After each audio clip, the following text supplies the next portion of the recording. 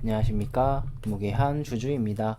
오늘은 변이 바이러스에 대해서 한번 이야기 해볼 건데, 저는 결국에는 이 변이 바이러스도 우리가 이겨낼 수 있을 거라고 생각을 하거든요. 그렇게 되면은 이 변이 바이러스 때문에 하락했던 컨슈머 소비자 관련주들이 다시 올라갈 수 있을 거라고 생각을 해요. 백신이 나왔을 때 이런 관련주들이 올라가지 않다가 어느 순간에 올라가 버려서 그냥 넋놓고 바라만 보셨던 분들이 많을 거예요. 근데 이제 다시 한번 기회가 왔다고 생각을 합니다. 먼저 20년의 시장 논리를 한번 볼게요. 20년은 신종 코로나가 처음 발생이 됐고 전파가 됐죠. 그래서 국내 의료진에는 신종 코로나가 전파는 빠르지만 중증 질환 아니다 라고 생각을 했어요. 처음이니까 잘 모르니까 이렇게 말할 수 있겠죠. 하지만 심각한 바이러스라고 이제 알게 된 거예요. 그래서 우리는 이 바이러스를 방어하기 위해서 마스크를 껴야 했습니다.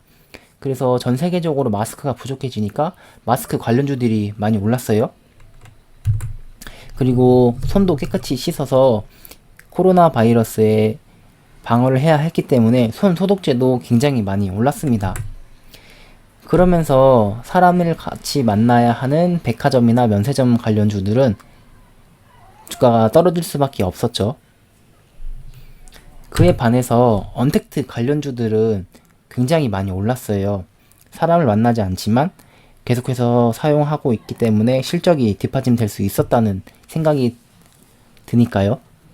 그래서 카카오랑 네이버랑 이런 종목들이 많이 올랐죠. 최근에 카카오가 더 많이 오른 이유는 모바일을 기반으로 했기 때문입니다.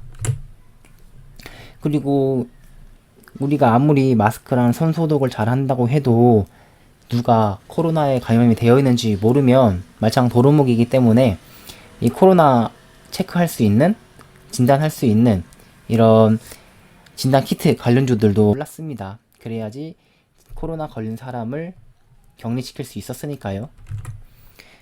그렇게 되면서 사람을 많이 만나지 않게 사회적 거리두기가 필요하다라는 이야기가 나왔습니다. 그리고 신종 코로나 때문에 경제가 많이 죽어가니까 미국 연준에서는 금리 인하, 테이퍼링까지 하는 조치를 취하게 됩니다. 그래서 사회적 거리두기를 하니까 사람들이 밖에 안 나가고 그렇게 되면 택배를 많이 시킬 것이다 라는 논리로 택배 관련주들이 올랐고, 그럼 택배를 많이 시키면 택배 포장하기 위한 상자, 그러면 골판지 관련주들까지 함께 상승을 했습니다. 이렇게 시장은 논리적이고 이성적이게 계속해서 상승을 했어요. 이때 주가의 강세가 지속하기 어렵다고 했었던 사람들은 이런 상승장에 탑승을 하지 못했겠죠. 그리고 아까 연준이 금리를 인하하다 보니까 유동성 장세까지 열리게 됩니다. 그래서 IT, 2차전지가 증시 상승을 견인하기 시작했고, 반도체까지 우리나라 증시를 끌어올리면서 우리나라 증시가 많이 오를 수 있었어요. 그리고 마지막으로 작년에는 새로운 성장주로 전기차가 나오면서 관심을 많이 받았습니다. 하지만 이런 금리 인하 때문에 인플레이션이 올 수 있다, 시장에 너무 많은 유동성이 풀렸기 때문에 이런 논리로 원자재 가격도 많이 상승을 했었습니다. 그래서 20년은 처음부터 끝까지 굉장히 논리적이고 이성적으로 움직였거든요.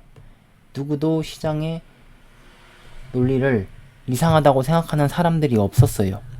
근데 21년의 시장의 논리는 어떨까요? 20년과 21년에는 코로나 백신이라는 차이점이 생겼습니다. 코로나 백신은 코로나 바이러스를 공격할 수 있는 유일한 무기잖아요. 우리는 코로나를 방어할 수 있는 마스크와 코로나를 공격할 수 있는 백신, 이 두 가지가 생겼습니다. 그래서 여행, 엔터, 화장품, 뭐 이런 관련주들이 굉장히 올랐어요. 작년까지 이런 종목들은 오르지 못하고 있다가 백신이 나오면서 우리가 이제 코로나를 공격할 수 있다 라고 하면서 이제 이런 관련주들이 상승을 했는데, 이제 델타 변이 바이러스가 생겨버렸습니다. 확산율은 높지만 치사율은 좀 낮은 특징이 있는데, 이게 전 세계적으로 굉장히 많이 퍼졌잖아요. 그래서 이것 때문에 다시 경제가 위축되는 게 아닌가 하는 우려 때문에 세계 증시가 상승을 하다가 약간 움츠러든 모습입니다. 게다가 지금 우리나라는 코로나 감염자 수가 1000명을 넘고 있기 때문에 특히 우리나라는 더 많이 빠지고 있는데, 그 이유가 환율이 올라가고 있거든요. 1140원대까지 급등이 나온 모습이기 때문에 외국인의 자금이 이탈되고 있어요. 그에 따라서 코로나가 발생하면 이제 여행 관련주들이 다시 하락을 할 수 있잖아요. 그래서 4차 대유행으로 롯데관광개발, 호텔신라 등이 다시 암흑기로 되돌아가고 있습니다. 근데 우리는 이제 코로나를 공격할 수 있는 무기가 있잖아요. 화이자, 모더나도 델타 변이 바이러스에 효과를 발휘할 수 있거든요. 한 60%의 예방률을 보이고 있다고 합니다. 그러니까 델타 변이 바이러스도 우리는 이겨낼 수 있는 거예요. 그러면 코로나가 없어졌을 때 올랐던 걸 다시 한번 보면은 여행, 엔터, 화장품 이런 컨택트 관련주들이 오를 수 있거든요.